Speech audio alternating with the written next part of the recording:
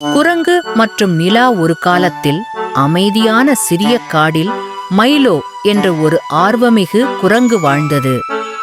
Milo தன் கூட்டத்தில் மிகச் சிறிய குரங்காக இருந்தாலும் மிகப்பெரிய சாகசக்காரன். ஒவ்வொரு இரவும் நட்சத்திரங்கள் மினுமினுக்கும் போது மைலோ தனது பிடித்த மரக்கிளையில் உட்கார்ந்து பெரிய சுற்றும் நிலாவை கண்மூடித்தனமாக பார்த்து கொண்டிருப்பான். ஒரு நாள் இரவு மைலோ வியப்பான ஒரு விஷயத்தை கவனித்தான். நிலா மிகவும் ஒளிவும் அருகிலும் தோன்றியது. அது சும்மா அருகிலுள்ள ஏரியின் மேலே மிதந்தது போலிருந்தது. அவன் கண்கள் மகிழ்ச்சியுடன் பறந்தன. நிலா ஏரியில் விழுந்திருக்க வேண்டும், மைலோ நினைத்தான். நான் அதை மூழ்குவதற்குள் காப்பாற்ற வேண்டும். ஒரு நொடியும் வீணாக்காமல் மைலோ கிளையில் இருந்து கிளைமாற்றி குதித்து மின்னும் ஏரியின் அருகே வந்தான். உண்மையாகவே நிலா நீரில் மிதந்து கொண்டிருந்தது போல மெதுவாக ஒளிர்ந்து கொண்டிருந்தது. நான் உன்னை அங்கேயிருந்து காப்பாற்றுகிறேன், மைலோ நிலாவை நோக்கி கூறினான். அவன் சுற்றிலும் பார்த்து ஒரு நீண்ட குச்சியை கண்டான். கவனமாக அவன் குச்சியை நீட்டியான்.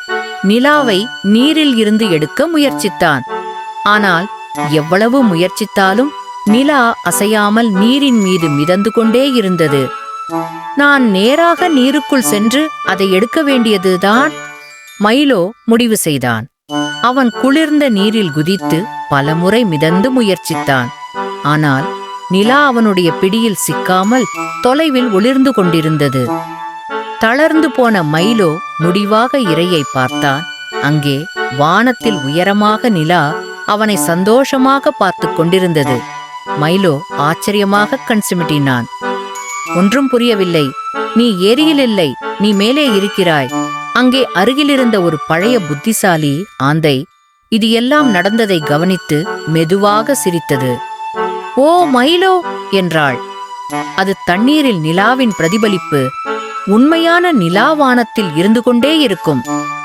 மைலோ கொஞ்சம் மடத்தனமாக உணர்ந்தான். ஆனால் பின்பு சிரித்தான்.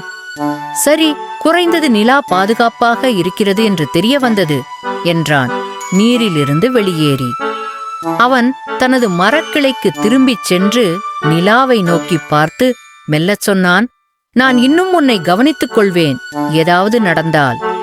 அதன் பிறகு மைலோ பசம்போல் ஒரு பெரிய அகன்ற வாய்வாரி மூடியவாறு உறங்கிப் போனான்.